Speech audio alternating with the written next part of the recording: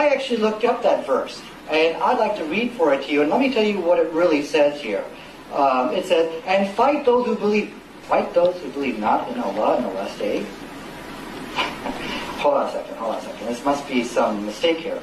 I think this is just a typo, I think. Let me check it out. I actually have a Quran. Let me check it up on my Quran. This is obviously a typo. We're going to get down to the bottom of this. Hold on, let me see what it says over here. All right. David, it doesn't say that. It says, fight those who believe not in Allah in the last day.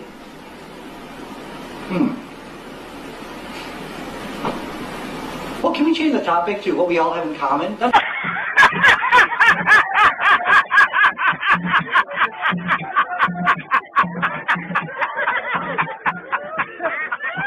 Would that be okay? We could just change that topic?